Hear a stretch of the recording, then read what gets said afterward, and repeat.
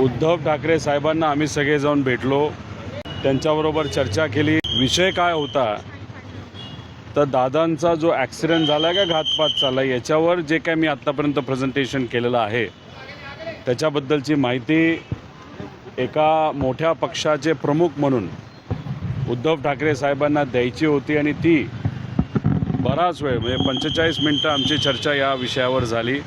पूर्णपणे माहिती त्यांना मी आणि आम्ही सगळ्यांनी मिळून तिथं दिलेली आहे। त्यांनी स्वतः मिळूनसुद्धा बऱ्यापैकी अभ्यास त्या ठिकाणी या विषयाच्या बाबतीत केला होता आणि त्यांना विनंती केली की 9 तारखेपासून केंद्रात पार्लमेंटचं सेशन सुरू होतं आहे, त्यामुळे त्या सेशनमध्ये आपल्या पक्षाचे खासदार दोन्ही हाऊसचे त्यांनी त्या ठिकाणी मुद्दा मांडावा।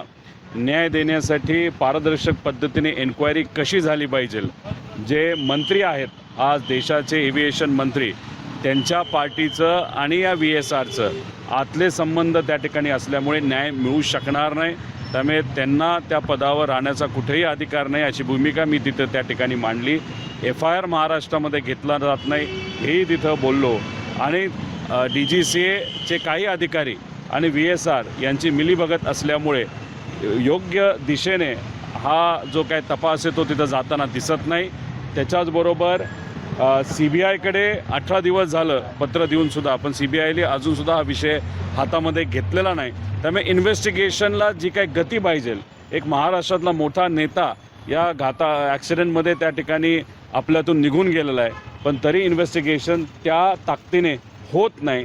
त्यामुळे एका मोठ्या पक्षाचे नेते म्हणून तुमच्याकडे एवढे खासदार आहेत, आमदार आहेत, तुम्हीसुद्धा या इन्व्हेस्टिगेशनमध्ये कुठेतरी गती यावी आणि अजितांना न्याय मिळावा ही जी लोकांची भूमिका आहे त्याला पाठिंबा देण्यासाठी आपणसुद्धा ताकद द्यावी अशी विनंती मी केली आणि त्यांनी ती स्वीकारली आणि स्वतः आणि त्यांचा पक्ष आणि सर्व खासदार आणि आमदार मिळूनसुद्धा या विषयासाठी आपण लढूया एकत्रित असं त्यांनी त्या ठिकाणी मला सांगितलं। त्रुटी दिसत आहेत, नाहीतर सेफ्टीच्या बाबतीत ती VSR नावाची कंपनी आहे, त्याच्यात त्यांना अनेक लोक भेटले आहेत, त्या लोकांनीसुद्धा त्यांना सांगितलेलं आहे की सेफ्टीच्या बाबतीत ती कंपनी खूप योग्य नव्हती।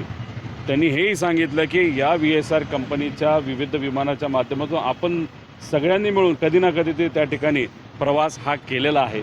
DGCAच्या बाबतीतसुद्धा त्यांना काही लोकांनी अधिकारी हे मिलीभगत आहे असंसुद्धा त्यांना तिथं सांगण्यात आलं।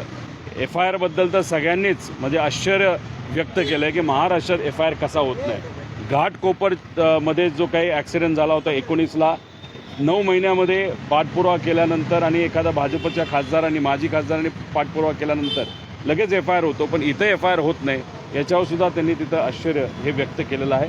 त्यामुळे जे मुद्दे मी घेतले त्यातले बरेचसे मुद्दे त्यांनासुद्धा त्या ठिकाणी मांडले। जर बघितलं तर अजितदादांचा ॲक्सिडेंट तर आहेच, पण जी घटना अहमदाबादमध्ये घडली त्याच्याकडे सुद्धा एका वेगळ्या दृष्टिकोनातून बघण्याची जरूरत आहे। तिथे इन्व्हेस्टिगेशन ज्या पद्धतीने चाललं आहे त्याच्यामध्ये लोकांचा विचार कमी आणि बोईंग कंपनीचा जास्त आणि कुठेतरी इन्शुरन्स कंपनी म्हणजे जे काय एअर इंडियाला इन्शुरन्स तिथं मोठ्या प्रमाणात पडणार आहे तर त्या बाबतीतच कुठेतरी चर्चा होताना आणि त्यांचा जो काही CVR आहे ते जे रेकॉर्डिंग आहे त्याच्यामध्ये सुद्धा फार मोजकं रेकॉर्डिंग हे लोकांसमोर तिथं आलेलं आहे। त्यामुळे लाखो करोडो लोक भारतामध्ये विमानाने प्रवास करतात, पण DGCA ज्या पद्धतीने वागते, सेफ्टी ऑडिट ज्या पद्धतीने करते, कुठेतरी आता धोका वाटायला लागला विमानातसुद्धा प्रवास करताना।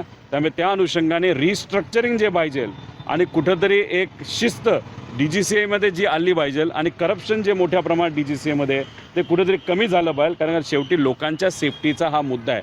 VIP गेला, आमचा नेता गेला, आमचा काका गेला हा तर मुद्दा आहेच, पण करोडो लोक जे सामान्य परिवारातले ते विमानाने आज ज्या देशामध्ये प्रवास करतात त्यांच्या सेफ्टीचा सुद्धा खूप मोठ्या प्रमाणात हा मुद्दा आहे। हे बघा, त्यावेळेससुद्धा भाजपचं सरकार होतं, आत्तासुद्धा भाजपचं सरकार आहे। त्यावेळेस किरीट सोमय्या जे तिथं गेले होते ते भाजपचा एक नेता म्हणून गेले होते, फक्त फरक एवढाच आहे मी आज विरोधातला एक कार्यकर्ता नेता आमदार तिथं आहे। त्याच्याचबरोबर तिथं असणारी जी कंपनी आहे ती लहान कंपनी होती ज्याच्या अगेन्स्ट तिथे FIR झाला। आम्ही ज्याच्यासाठी लढतो आहे दादांना न्याय देण्यासाठी ही VSR नावाची कंपनी ती अतिशय ताकदवान कंपनी आहे। अनेक मोठ्या नेत्यांची विमानंसुद्धा या कंपनीकडं चालवण्यासाठी तिथं देण्यात आलेली आहे, मोठे व्यावसायिकांची आहे. आणि बाकी तर मी तुम्हाला सांगितलं एव्हिएशन मंत्र्याचं कसं त्याच्यामध्ये आर्थिक आणि व्यक्तिगत रिलेशन आहे हे उघड उघड मी त्या ठिकाणी सांगितलेलं आहे. आणि DGCAचे पण बरेचसे अधिकारी याच्यामध्ये अडकत आहेत. म्हणून ही जी केस आहे हे दादा मोठे नेते असले तरी याच्यामध्ये कुठंतरी VSRला आणि DGCAच्या काही अधिकाऱ्यांना वाचवण्याचा आणि ॲरो नावाच्या कंपनीला आणि अधिकाऱ्यांना वाचवण्याचा प्रयत्न पूर्णपणे हा कुठं ना कुठेतरी सरकारतल्या काही नेत्यांचा तिथं सुरू आहे असं आपल्याला म्हणावं लागेल. त्यामुळे घाटकोपर केस आणि या केसमध्ये कुठंही त्याच्यामध्ये फरक नाही.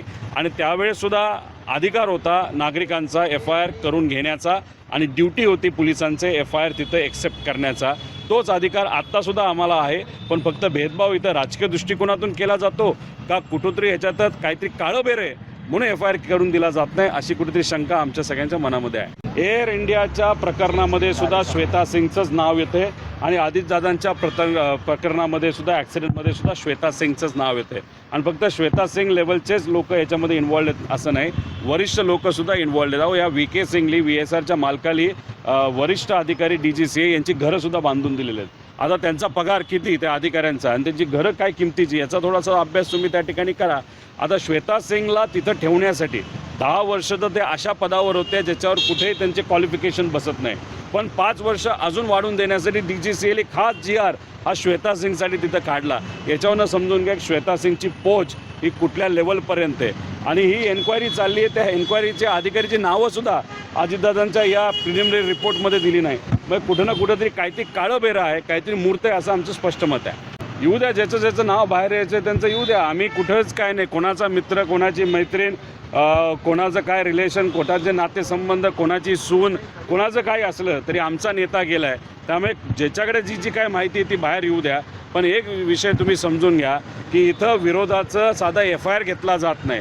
त्यामुळे सत्तेतले लोकच कुठंतरी श्वेता सिंगला वाचवतात असं आपल्याला म्हणावं लागेल. अधिकाऱ्यांना वाचवतात आणि VSRला वाचवत आहेत आणि कुठंतरी अजितदादांच्या बाबतीत स्पष्टपणे आणि पारदर्शक पद्धतीने जी एन्क्वायरी व्हायला पाहिजे ती दुर्दैवाने त्या ठिकाणी करून दिली जात नाही. त्यामुळे सत्तेतले असे कोण जे ही एन्क्वायरी दाबते असा प्रश्न आता लोकांच्या मनामध्ये पडायला लागलेला आहे. ही फक्त आपलीच या ॲक्सिडेंटच्या बद्दलची मागणी असं समजून चालणार नाही. एअर इंडियाचा जो ॲक्सिडेंट झाला आहे अहमदाबादमध्ये 300पेक्षा जास्त लोकांचा मृत्यू झाला आहे. तिथे असणाऱ्या पायलट संघटनेचं सुद्धा हेच मागणं आहे आणि तिथे असणाऱ्या जे काही नातेसंबंध आहेत ज्यांची लोक त्याच्यामध्ये मृत्युमुखी पडली त्यांचंसुद्धा ही मागणी आहे. त्यामुळे 12च्या अंतर्गतच या दोन्ही एन्क्वायरी तिथं झाल्या पाहिजेत. कारण का त्याच्यामध्ये व्यापकता मिळते, त्याच्यामध्ये वेगळा कंट्रोल मिळतो आणि एक कमिटी फॉर्म केली जाते, त्याच्यातून लोकांना बोलवलं जातं, एन्क्वायरी केली जाते. रूल 11च्या अंतर्गत आपण बघितलं तर घरच्या घरी कुठेतरी एन्क्वायरी केली जाते. म्हणजे आपल्या मित्रांचीच एन्क्वायरी आपण करायची ना आपल्याच मित्रांना वाचवायचं असा 11 रूल म्हणतो. आणि 12 रूलच्या अंतर्गत आपल्याला एक व्यापक एन्क्वायरी याच्यामध्ये करता येईल. आणि हा फक्त दादांचा विषय नाही तर एअर इंडियाचा ॲक्सिडेंट जो अहमदाबादला झाला त्याच्यामध्ये सुद्धा 12च्या अंतर्गत एन्क्वायरी केली तर मग या लेवलला ही एन्क्वायरी जाईल की विमान घ्यायला कुणी सांगितलं होतं, त्यावेळेस कोण अधिकारी होता, कोण मंत्री होता, खरंच कुठं हे पाणी मुरलं आणि ते पाणी मुरलं म्हणून 10-12 वर्षानंतर हा ॲक्सिडेंट झाला अशा लेवलपर्यंत सुद्धा त्याच्यामध्ये काही आपल्याला फाइंडिंग्स हे मिळूपर्यंत ती माहिती कोणासमोरही आली नाही.